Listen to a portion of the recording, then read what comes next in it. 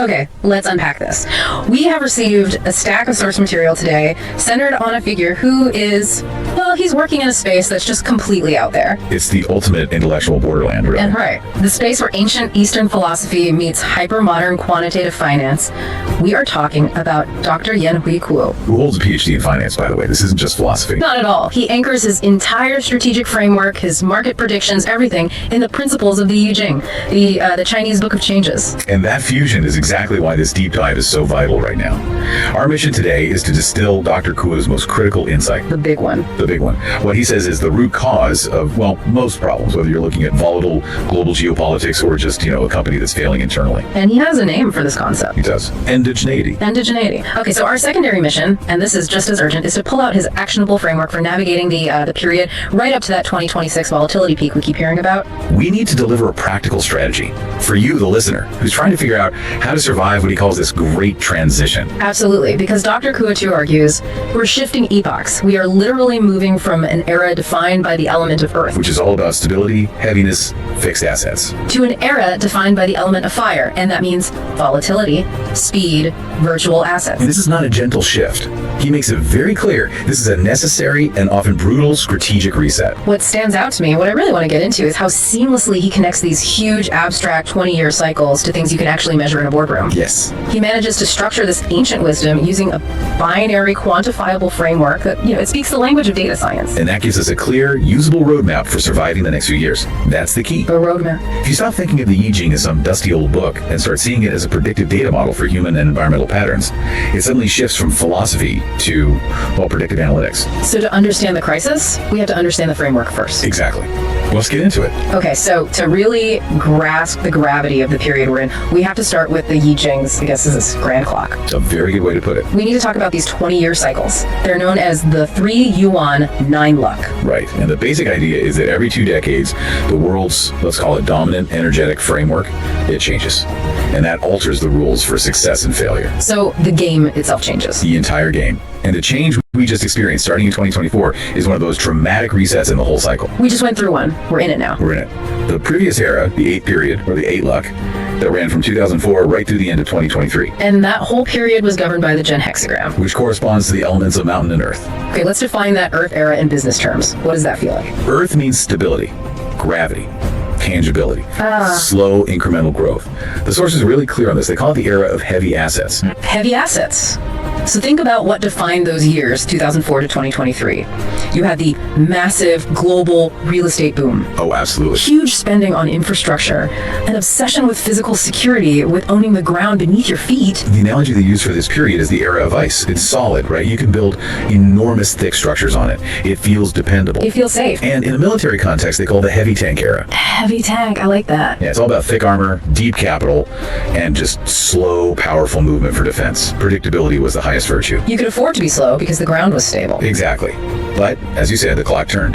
January 1st, 2024. We have formally entered the 9th period, the 9 luck. And this runs all the way to 2043. It does. And this new period is governed by the Lie hexagram, which represents the element of fire. So this is not just a small adjustment. It's a phase shift. It's a fundamental change in the state of matter. We've gone from the slow, stable structure of Earth to the dynamic, light, and frankly unpredictable nature of fire. And right now, we're in the worst of it.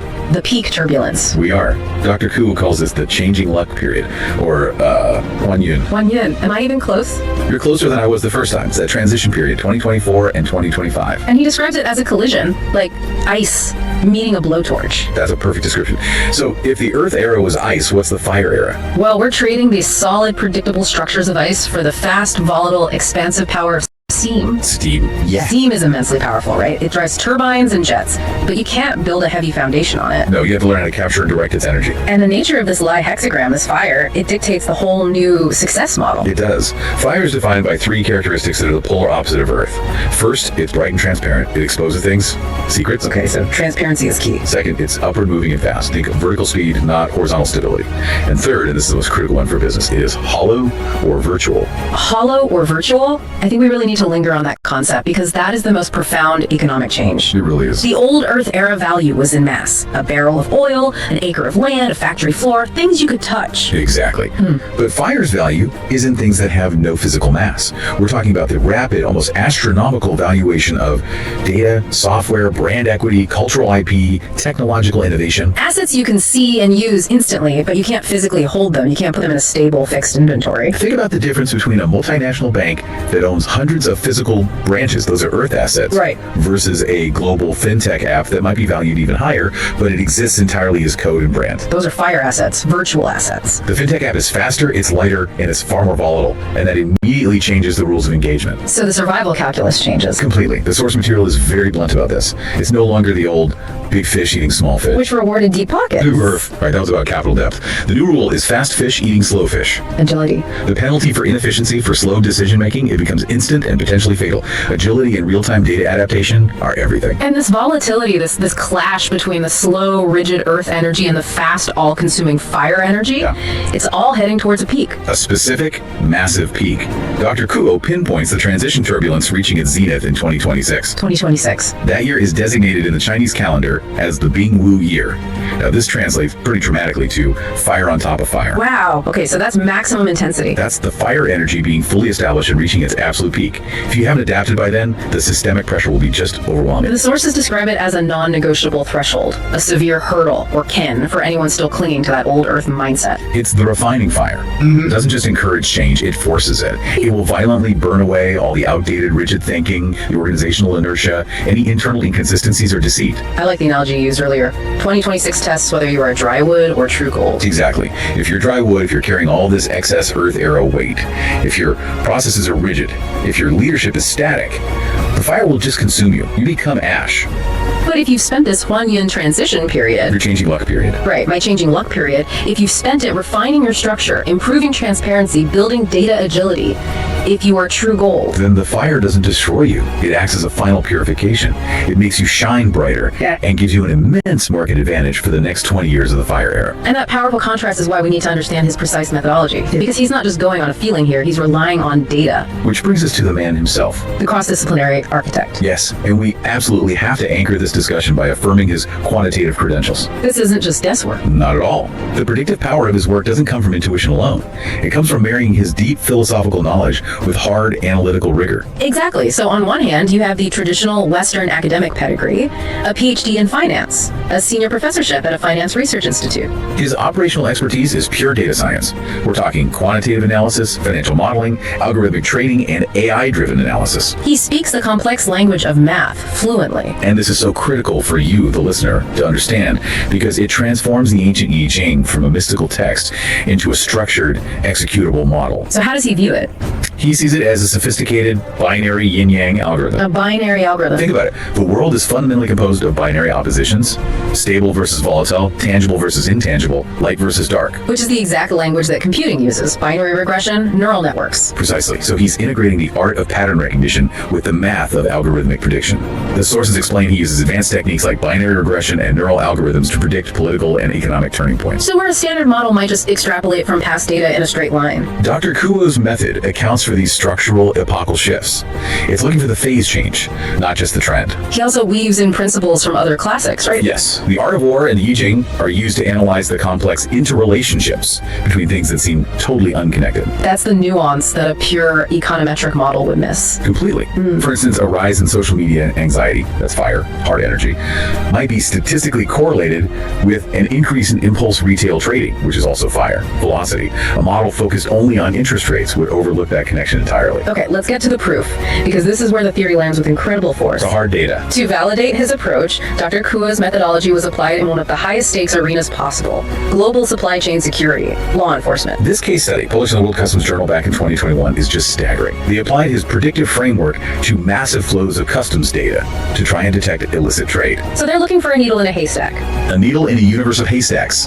It required analyzing these complex, high-volume transactions based on pattern recognition that that blended traditional risk metrics with his unique structural insights. And the outcome wasn't just a statistical correlation on a spreadsheet? No, it was a physical result. By using his integrated data-driven methodology, customs authorities successfully intercepted nearly 1 ton of illicit drugs. A ton. Including methamphetamine. And this is within just 6 months of implementation. But what was the accuracy? That's the key metric. And here's the truly unbelievable part. The system achieved an astounding 90% detection rate. 90%. Think about that. In a field where you're drowning in false positives and data noise, to achieve 90% accuracy in predicting high-stakes criminal activity, it proves that this fusion works.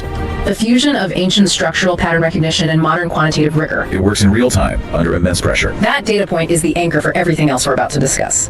It validates that the analysis isn't abstract, it's operational. The goal of this fusion is clear: to give decision makers a broader, more balanced understanding. By merging analytical rigor with philosophical insight, he helps organizations see around corners. Well, what are we looking for in our own organization? What's the thing we're trying to see? You're looking for the internal weak spot, which brings us directly to the greatest danger in this whole transition: the internal, unaddressed flaws. Okay, let's dive deep here. This is the central term of the entire deep dive: endogenous problems. It is. Dr. Kuo considers this the most critical insight for organizational survival. Why? Because, he argues, external threats are always secondary to internal failure. So let's get a clear definition. Endogeneity means what exactly? It refers to issues that are generated from within the organization itself. These aren't market shifts or new regulations. They are internal flaws. Like what? Give me some examples. Outdated, inflexible internal processes, a chronic lack of departmental integration, organizational silos where the left hand has no idea what the right hand is doing. Or strategies that were brilliant in the Earth era but are now dangerously misaligned with the Fire era's need for speed. That's a huge one. Okay, I want to push back a little here because this seems counterintuitive. I mean, most leaders I know spend 90% of their time tracking external forces, geopolitical risk, what the competition is doing, consumer trends. Of course. Why should we suddenly shift our focus internally when the global chaos is so intense? There's a great question. And Dr. Kuo's answer is really provocative. He says those external forces only succeed in creating a catastrophic failure because the organization is already internally broken. So the fire outside is just the catalyst? The fire is the catalyst. The endogeneity is the flammable internal structure. If you are rigid and slow on the inside, you cannot possibly react to the speed on the outside. The external chaos just exposes the internal flaw. Perfectly put. So the volatility of this fire era, especially from 2024 to 2026, is actually a stress test for your internal structural integrity. And this internal friction is lethal during this Huan-Yun transition. Lethal. Dr. Kuo identifies 4 specific measurable hurdles, conscans, that pop up because of this endogeneity. These are the 4 traps we need to help you, the listener, avoid. All right, let's break them down one by one. Hurdle 1, rigid thinking. The Earth mindset. This is the obsession with preserving the old security paradigm of the Earth era. We're talking about the leader whose core belief is that fixed stability and heavy assets still guarantee long-term safety. Yes. They're clinging to massive, expensive real estate holdings.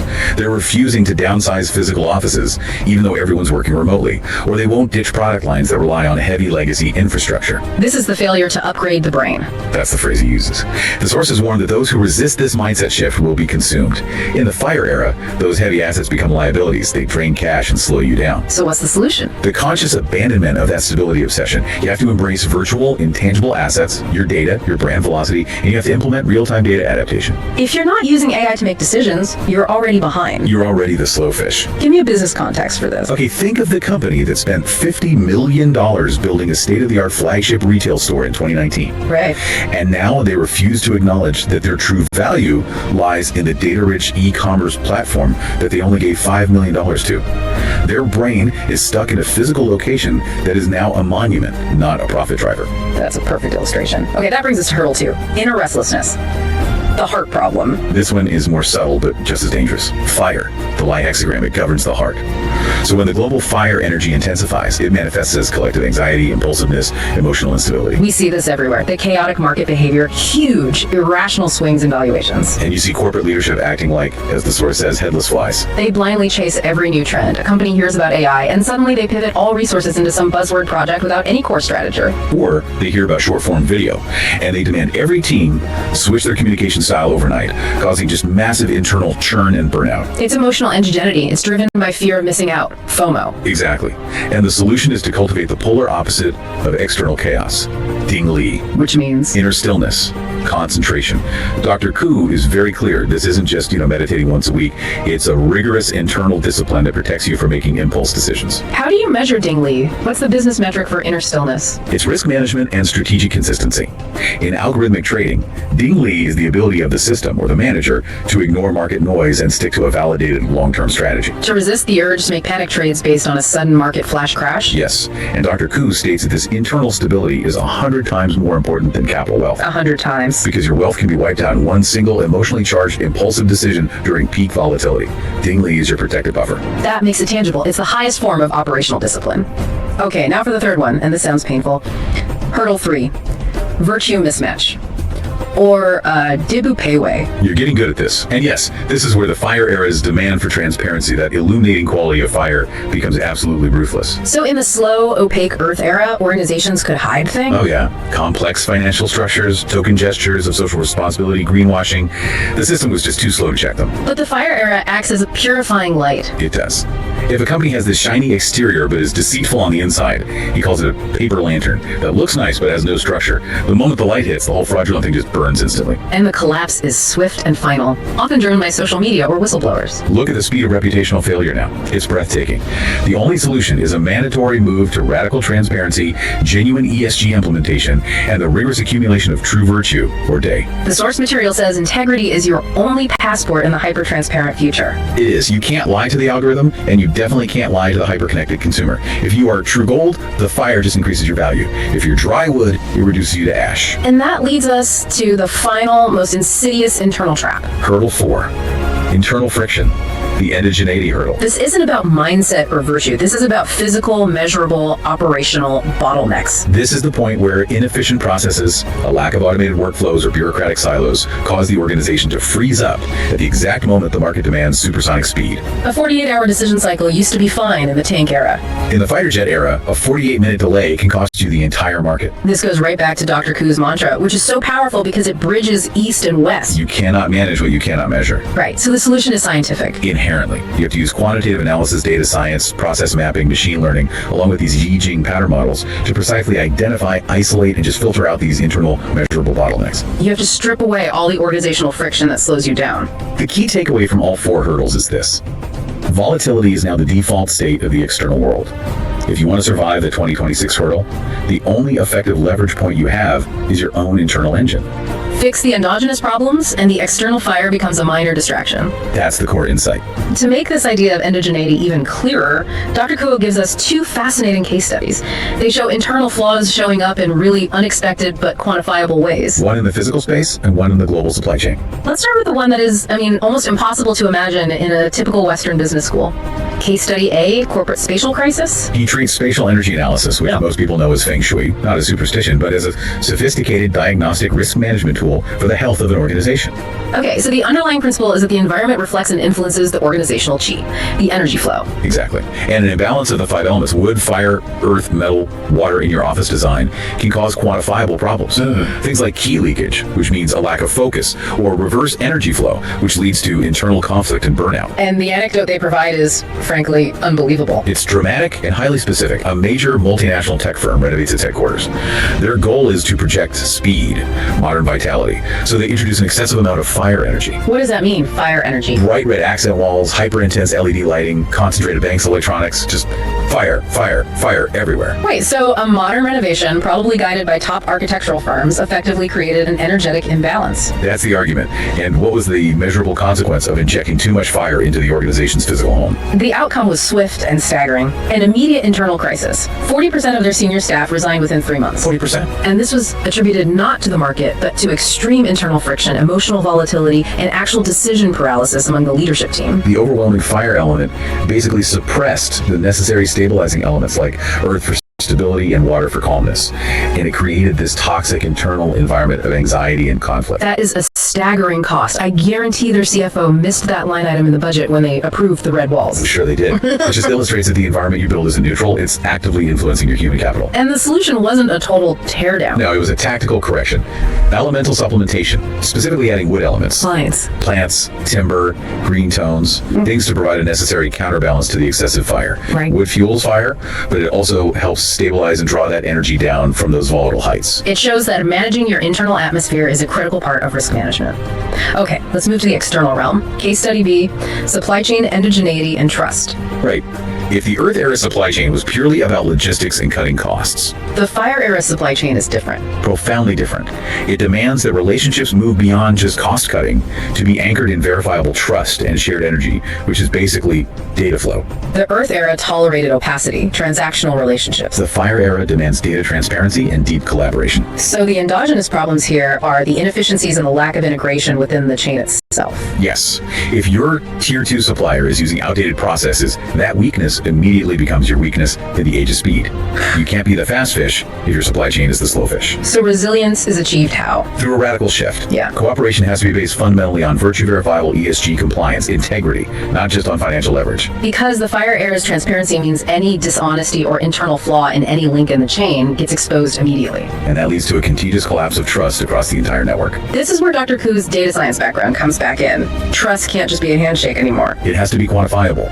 You use rigorous data science to measure partner performance, compliance, trustworthiness, much like the system that got that 90% customs interdiction success rate. Trust becomes a verifiable, measurable data asset. And finally, we have to address the ultimate source of personal instability, personal endogeneity, the root. Dr. Kuo reminds us that the fundamental stabilizing structure for any individual facing this external chaos is the family unit. In this hyper-volatile external world, your family is supposed to be your stable root, your internal charging station. But the sources warn that this consuming fire energy can make people irritable, prone to conflict, and focused entirely on external status and acquisition. So if you neglect your family, if you treat your home like just a resource to be extracted from or just a hotel, you are effectively pulling your own root out of the ground. And when that firestorm arrives in 2026, you have no internal stability, no safe harbor. And that internal instability manifests as professional failure. So the advice is multi-layered. Fix your physical operating space, fix your organizational processes and your supply chain, and critically, fix your personal root, your family. It's a comprehensive internal focus, and it's the only way to avoid becoming the dry wood that gets burned away by the necessary changes of this 9th period. Okay, let's bring this home for the listener. We've established the challenge. We are transitioning from a heavy tank operating system to a supersonic fighter jet. A radical upgrade. And the survival plan is all about radical internal transformation to maximize both speed and stability. So Dr. Kuo provides a clear 4-step algorithm for overcoming the 2026 hurdle. This is the prescriptive plan. It's for corporate resilience and for personal refinement, and it directly addresses the 4 types of endogeneity we just detailed. Let's walk through it. Step 1, upgrade thinking. The Chinese is Ziklan Guannian. Very good. And this is the anti-rigid thinking solution. The core action is abandoning the obsession with fixed, heavy stability. So what does this look like in practice for someone listening? It means you need to formalize a heavy asset audit. Create a quarterly list classifying all your physical assets, your legacy tech, your long-standing processes. And you have to be ruthless. Absolutely ruthless. Classify which items are earth dead weight and which are fire velocity assets, your data, your IP subscriptions, fast infrastructure. You have to prioritize agility and be willing to ditch sunk costs, even if they were historically profitable. Failure to pivot here means you stay the slow fish. And you get eaten. That turns a philosophical concept into a quantifiable accounting exercise. I like that. It has to be practical. Okay, step 2. Calm the heart. Ding Shen Shen. This is the antidote to that inner restlessness. You have to cultivate Ding Li, inner stillness, as a non-negotiable professional requirement. But we need to make this practical. It's easy to say, be calm. How does a highly stressed decision-making professional actually implement this in a chaotic environment? The advice from Dr. Kuo isn't about massive life changes. It's about simple, consistent daily practices. Dedicating 15 minutes a day to quiet contemplation. Or engaging with classical texts like the Tao Te Ching, or, yes, the Yi Jing, not for business strategy, but for mental anchoring. The goal is to develop a deep, stable core that acts as a filter against external market panic. So when volatility spikes, your operational response has to be calm and measured, not impulsive. That prevents the catastrophic risk trade that wipes out years of profits. So Ding Li is your risk management strategy for the hyper-volatile market. It is. Okay, step 3. Refine virtue. Shi Dei Xing. This is the firewall against the transparency of the fire era. The requirement is full, genuine ESG implementation and radical integrity. But in a world driven by short-term profits, how is virtue more than just marketing spin? Can Dr. Kuo show us the quantifiable ROI on integrity? He argues that the ROI is existential. existential. Existential. Because the fire era is hyper-transparent, any lie or exaggeration now results in immediate, quantifiable reputational destruction, a massive market penalty. So the value of integrity is measured by the cost of not having it. Which, in this era, is systemic collapse. True virtue reduces compliance risk, it increases consumer trust, which is a virtual asset, and it ensures you're seen as true gold by your partners. Making you a resilient link in the supply chain. If your virtue does not match your position, that Coope way, the market will execute a very rapid, very painful corrective action. That makes perfect sense. Integrity is the lowest risk operational strategy in the new paradigm. And finally, step 4, strengthen roots, remove internal defects. This is the operational cleanup. You have to use data science to filter out every single endogenous problem and consciously invest in internal stability. So this is where the quantitative analysis meets the family unit. How do we reconcile those two things? They seem so separate. They're two sides of the same coin. Internal structure. On the organizational side, you use metrics, KPIs, process mapping, AI analysis to ruthlessly expose all the friction points. Filter them out. Streamline your organization into a nimble fighter jet. And on the personal side, the internal structure is your root.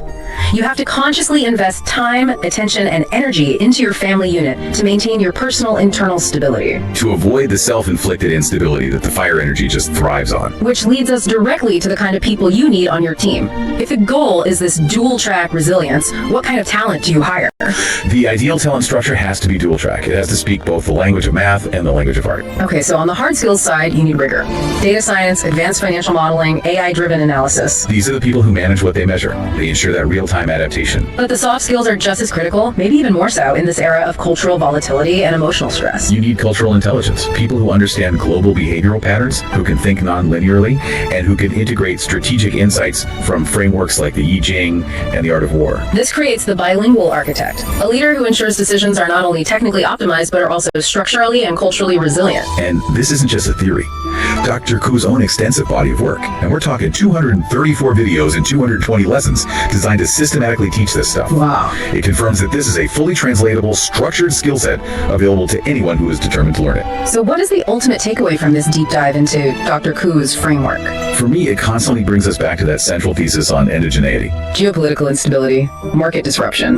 That's just the weather. It's the inevitable external environment. Catastrophic failure only happens when that external chaos intersects with a pre-existing internal friction, organizational opacity, or a rigid fossilized mindset. Success in the volatile fire era, heading into that intense 2026 hurdle, is non-negotiable. It demands ruthless internal efficiency, radical transparency, and cultivating a strong, quiet internal core, that Dinglin. This framework shows that maximizing your survival requires merging ancient wisdom, the power of self-knowledge and integrity, with the most potent modern tools, data science, and AI. You need the fastest technology. But you absolutely must have the strongest, calmest pilot heart. It is unsettling, but this framework provides a huge amount of clarity. The sources suggest this period is a massive, forced software update for the world's operating system. And if you try to run the old Earth era, system-rigid thinking, obsession with heavy assets, internal deceit, it will crash spectacularly by 2026. So the question we want to leave you with, one you should really mull over as you integrate all this, is this.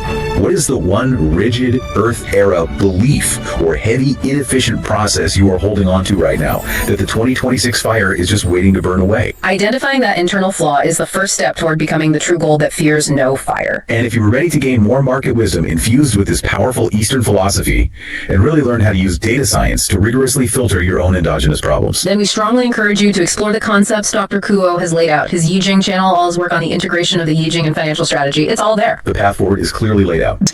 Did we domesticate the algorithm, or did it domesticate us? Class dismissed. Found this in a late-night rabbit hole of code and philosophy. An algorithm that speaks My grand vision, reduced to 2 fighting serpents of code. The potential is massive, but the burn rate. stagnation. Not the ringing endorsement I was looking for. It's telling me to stop, to pull back. The Jing gives the what, stop. Sun Tzu provides the how. This isn't You giving fall up. in love with your own plans. That's the trap. The point wasn't to get a yes or no, it was to understand the why. It taught me not what to think. So my little startup is saved. But so what? What's the point of building something brilliant in a... The engine is pushing back, but a fixed friend circle, instantly connected. No ego, just ideas. Her biodata, his financial model. This is the network. It's not about who you know, it's what you're willing to share. So that's the journey. From a binary choice to a dynamic system. New conflict. For me, It's not a choice anymore, it's a path. A path of deeper questions.